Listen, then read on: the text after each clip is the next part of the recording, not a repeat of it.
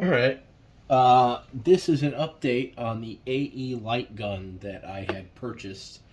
I was having issues with the FedEx um, trying to steal it, and then I thought it was broken at first, but I guess because sometimes people like this don't actually include any documentation, and then I'm left to go online and try to figure out information about it. And the information that I got said that this right here was the calibration button, which was in a YouTube video. Apparently, that used to be the case, maybe in an older firmware, but I didn't know what I don't know what I didn't know what any of these buttons really did, except the ones that actually show up on the display where it tells you what they are. Some of them don't, so I didn't know what the calibration button was on this. Um, because there was not even a little toilet paper manual included in the gun. Really nice packaging, but the no manual at all. And then I'm left to go on YouTube and stuff. And there is a Facebook group which I only found out about because I think the manufacturer, somebody told me about it, and it took me. I was already a part of the Facebook group, so but it did take almost a week to get into it. So if I didn't know about that um, until I got the gun, I'd be sitting around wondering what's going on, trying to figure things out by myself. By that time, I'd probably be frustrated looking for some kind of refund, which apparently isn't offered by Tulsa Arcades for this.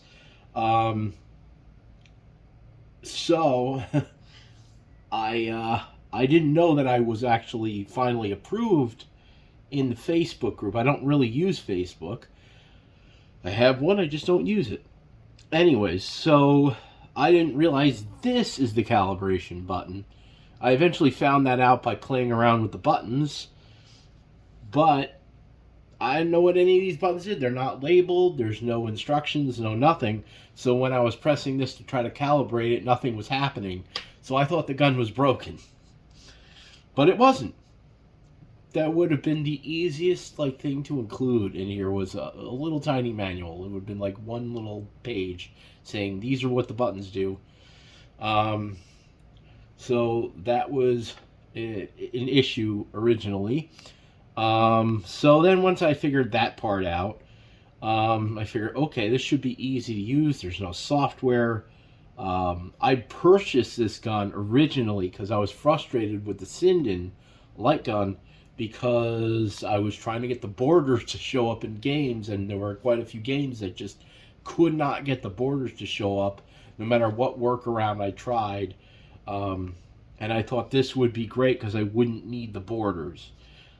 Unfortunately, this came with a different type of issue, and that's the lack of software support.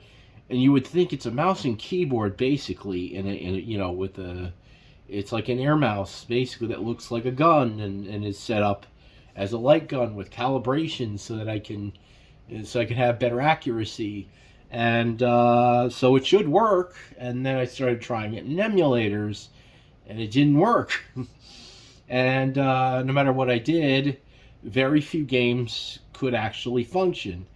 The only thing I was able to get it to work in was a couple Steam games. One of them being a modded, or patched House of the Dead remake. And then I got it to work in Dead Containment. And that worked perfectly fine. No problems with it. So then I went and I tried it in Techno Parrot. That, I will say, was a lot easier than the Sinden. I really, to this day, fight with Techno Parrot to get those borders to show up. There's supposed to be a way to inject borders into it. I've tried it, and it never worked for me. So I don't know if I'm probably doing something wrong, but I swear that I've followed every step and it just didn't work. So the only thing I was able to do with the Sinden was to actually force games into borderless full screen using an app called uh, Borderless Full Screen Gaming, or whatever the hell it's called. I have it running at boot, and I was able to force some of the games to run in borderless full screen so that I could get the borders to show up. So, when trying to set everything up myself, it is a huge pain. But in general, with the Lightgun games on a PC, as much as I love it, no matter what gun you have, it is a pain in the ass to set up. And I wouldn't exactly say the Sinden software is the hardest part about it. It's actually probably the easiest part. But because the Sinden has more support. So now we're getting, I guess, into these comparisons of these two guns here. The Sinden has more support than the AE Lightgun. And even though you have to get those borders to show up, there's support in things like Retrobat and Batocera to get that working. It detects, some of these detect the guns, and they go, okay, you have this gun plugged in, it should work with this, yada yada. And then it starts working, and magically it works. But a lot of stuff still doesn't work, even with all the support.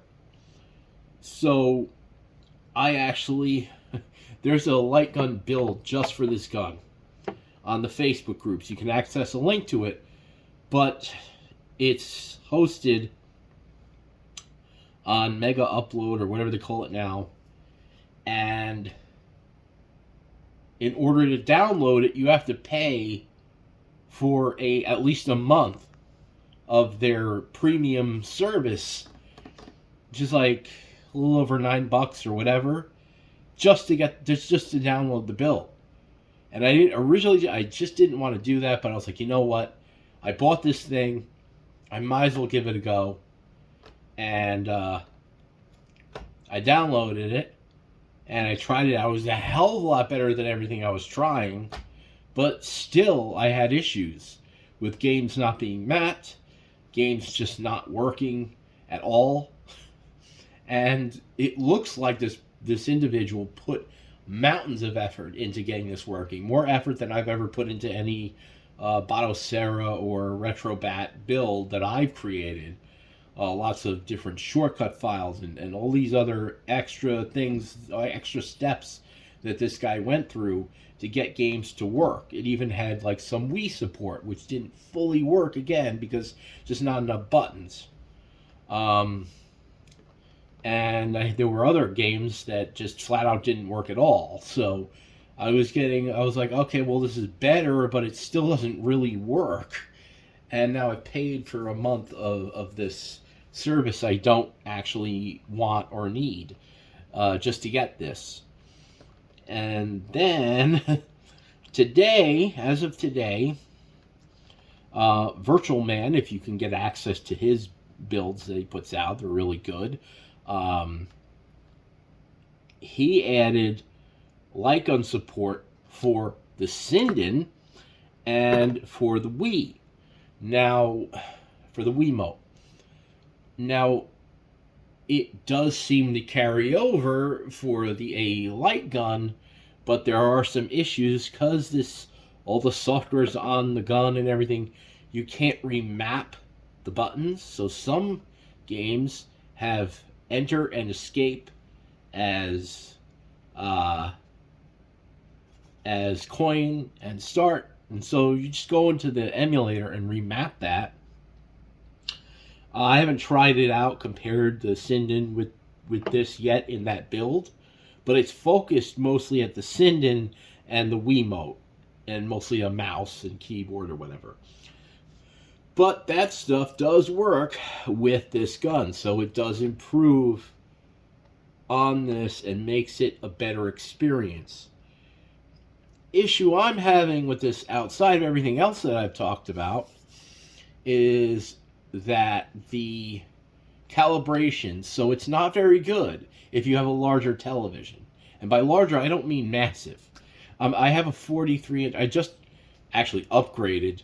By upgraded, I'm not talking about upgraded in size. I'm talking about upgraded in display and refresh rate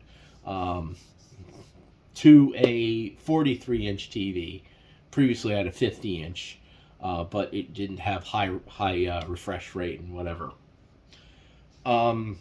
So I'm standing back as far as I could possibly stand and calibrating, and then I have issues where the mouse just kind of moves into weird areas. In the corner, the mouse will like teleport up to the top, and then on one side it will teleport to the other side in certain fairly specific spots. In some games that doesn't hurt anything, but in other games it could be a big problem. Another thing is there's no real off-screen reloading function like the Sinden has, where it actually knows if you're pointing at the screen or not.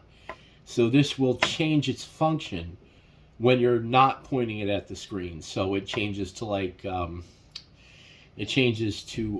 right mouse click when you go off the screen, or you can even customize that if you want in the software. You can just leave the software as is, and it should work. But, I downloaded the beta for the software for the Sinden, but it knows if you're pointing at the screen because it sees the borders, or if you're pointing at the floor. So it will reload when you're off screen, as opposed to, or you can use the pump action, which is really cool. And it has a solenoid, which is also cool. It kind of makes or breaks some games for me, and definitely adds something to others. This does not have a solenoid, nor does it have pump action. I like the way it looks, with the exception of these buttons over here. Looks like it has mad button disease or something. But that's another thing. I wish these buttons were like closer to here. You could have had them like here and then a couple on the other side. That is a very convenient thing to have when you're holding the gun like this. You can press buttons with these fingers and these fingers, as opposed to having to put your hand here and up, whatever. There's two buttons at the end of the gun, right here, and those are a little easier to reach, but I don't know, it's not really a thing. Plus, here's another thing that I have an issue with this gun. It doesn't really have an iron sights. It has this weird, I can show it, this thing here. It's like this little rail thing, but it's not really good for aiming. And you can purchase this piece here, which I thought was going to help maybe, but it really is just for show. It doesn't do anything. As you put it on, they do have it in black. I bought the wrong color. It's just 3D printed. And it really doesn't do much of anything. Blah. Blah. Anyways, so we have bad tracking. We're using the Wii bar that it comes with for tracking. I did purchase a Ultra bar, so it's a larger bar. Hopefully that'll help with the bigger screen. But so I do have tracking issues. I find that after playing a game for a certain amount of time, the cursor becomes very jumpy. It's just not very smooth. And in general, the cursor jitters. There's no kind of compensation. The Sinden does have that, which makes it kind of easier to maybe select something on the desktop if you want to. I personally don't like doing that, but isn't really hindered me in game. It's more the cursor after a certain amount of time becoming very jumpy, and there's not much you can do about it except like put the gun down and leave it for a little bit and then come back to it, which that sucks as well. Another thing that sucks about this over this is that this costs more. Even this is the solenoid version, and it costs less than this. And in my personal opinion, this is definitely the better gun out of the two. Because you may be like, oh, well, there's no software to deal with, but this has better support. So you end up getting more plug-and-play experience with Sinden just because of all the software support that is available for the Sinden, even if it still doesn't work with everything. And like I said, I just watched Virtual Man. In fact, I haven't even finished it yet. I just watched part of Virtual Man's video where he talks about how he got light gun support kind of almost working in his latest Retrobat build, because not everything works. And while he's talking about what he's doing, I'm like, holy crap, that is an insane amount of work to be doing just to get light guns to work. And so there's no easy plug-and-play solution to get light guns working on Windows. But I will say, you will get more games working with either one of these than you would ever get on a console, because these actually mimic other light guns. You can emulate other light guns with these, and it's not just like on a console where you bought one light gun and maybe it worked with 2 or 3 games, and then another game requires a different light gun and all this other stuff. So these do let you, either one you pick, they do let you play more games than you would ever be able to play on a console. But if you have a favorite game, it might be a big pain in the ass to get working. So, that's that. I also tried this out with Retrobat, and it was a pain in the rear. It does, unlike the Sinden, which is detected and the borders are immediately applied. You still have issues with emulators, but unlike the Sinden, this is not really detected in Batocera. I think there's like maybe a build that somebody did of Batocera that works with this or something, but I haven't. It's never seen this gun, and I can't even calibrate it unless I launch a game, and the game has to show the crosshairs on the screen. So I had a lot of issues with this in Batocera, and then I also thought, okay, well, maybe, let's say you had an NVIDIA Shield, or a Chromebook or something, or any, like an Android device that you set up as an emulation machine or whatever. Maybe that could be its swan song. It doesn't require any software. It's just seen as a mouse and keyboard, so it should work on like Android, right? I plugged it into 2 different Android devices, and not one of them saw it. They saw the buttons. The buttons worked, but when I waved the gun around with, I had everything plugged in, waved the gun around, couldn't see it. Didn't work. Both Chrome OS nor Android it worked. I was able to get it to show up in Linux, and I tried it on the Steam Deck, and it only worked in the desktop mode for whatever reason. So I was able to play games on the Steam Deck in desktop mode, but not in the gaming mode. So I had that issue, and no Android, apparently. So I don't get it, why it's supposedly just a mouse and keyboard, but something that works with a mouse and keyboard just doesn't work. So yeah, I had trouble with with Batocera, trouble with Android, trouble with Chrome OS, and I got it to work in Linux and Windows. And so it's hard to recommend even for that, for like Android or, NVIDIA Shield or any of these other possible Android retro gaming setups. So yeah, I'm really having trouble referring to this as plug and play. You plug it in, I guess it sees it in Windows, or maybe some versions of Linux. But, like, getting it to work in emulators is, like, you'll be pulling your hair out. It's way worse than dealing with the silly software in the Sinden. And, yeah. But, I will be doing some gameplay showing the AE Lightgun, in, what is it?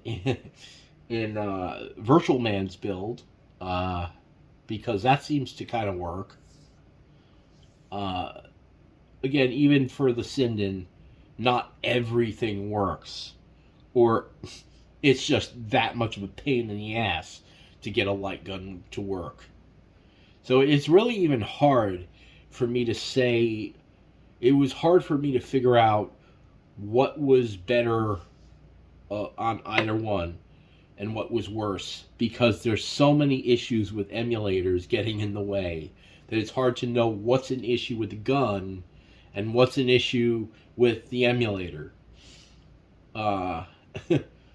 But after plugging this in and playing games, playing a good portion of games without issues and having very little failure, and then plugging this one in and having all failures at first, until I got some updated setups, pre-made images, I'm